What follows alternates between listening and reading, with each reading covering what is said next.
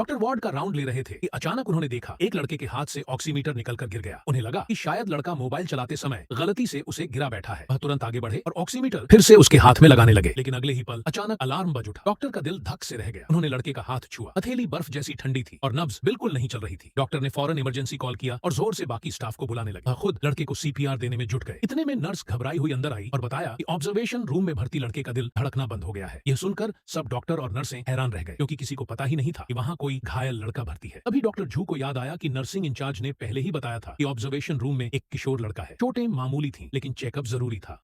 उस वक्त डॉक्टर एक गंभीर कार एक्सीडेंट वाले मरीज को संभाल रहे थे, इसलिए वहां नहीं जा पाए। डॉक्टर झेंग को जब हालात की गंभीरता का एहसास हुआ तो वह सब काम छोड़कर ऑब्जर्वेशन रूम की ओर दौड़े। वहां एक महिला डॉक्टर पूरी कोशिश से लड़के को बचाने में लगी थी और नर्स इंटुबेशन कर रही थी। डॉक्टर झेंग की आंखों में अफसोस और आत्मग्लानि साफ झलक रही थी। उनके मन में बस एक ही दुआ थी, किसी तरह लड़का बच जाए, वरना वह खुद को कभी माफ नहीं कर पाएंगे। असल में जब लड़का एक्सीडेंट के बाद अस्पताल लाया गया था, अब वह बिल्कुल होश में था। मां को फोन करके अपनी सलामती बताई थी और थोड़ी देर तक मोबाइल पर वीडियो भी देखे थे, लेकिन अचानक उसकी तबीयत बिगड़ गई और वह बेहोश हो गया। किस्मत ने उसका साथ नहीं दिया। आधे घंटे तक लगातार कोशिशों के बाद भी उसकी जान नहीं बचाई जा सकी। थोड़ी देर में लड़के की मां अस्पताल पहुंची। वह यकीन नहीं कर पा रही थी कि जो बेटा कुछ समय पहले उससे फोन पर बात कर रहा था अब लाश बन चुका है। उसके गम के साथ साथ गुस्सा भी फूट पड़ा। उसने तुरंत अपने सहायक को कहा कि अस्पताल के डायरेक्टर को बुलाया जाए। अब सबको पता चला कि यह महिला सिर्फ एक मां ही नहीं, बल्कि अस्पताल के ट्रॉमा सेंटर के बजट की समीक्षा करने वाली सांसद भी है।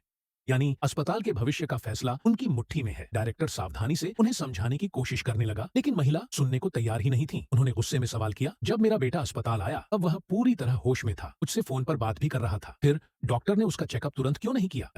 आखिर ऐसा क्या हुआ कि थोड़ी देर में ही वह मर गया? डॉक्टर झेंग का दिल पछतावे और दर्द से भर गया। उन्हें लग रहा था कि अगर वह उस वक्त जाकर लड़के की जांच कर लेते तो शायद आज वह जिंदा होता। महिला इस मामले को मेडिकल नेग्लिजेंस मानकर अस्पताल पर केस करने ही वाली थी कि तभी इमरजेंसी रूम के चीफ डॉक्टर वहां पहुंचे। उन्होंने गंभीर स्वर में समझाया, मैडम, ऐसा नहीं है कि आपके बेटे को नजरअंदाज किया गया। इमरजेंसी में इलाज हमेशा इस आधार पर किया जाता है कि किसकी हालत ज्यादा गंभीर है, न कि किसे पहले लाया गया। उन्होंने आगे बताया कि आपके बेटे के साथ दो और लोग भी उसी एक्सीडेंट से अस्पताल लाए गए थे। दोनों आपके ही सचिव थे। एक की धड़कन आ चुकी थी और दूसरा गंभीर रूप से घायल था। उसके फेफड़े और जिगर फट चुके थे, जबकि आपका बेटा उस समय होश में था, सामान्य तरीके से बात कर रहा था और उसे कोई दर्द नहीं हो रहा था।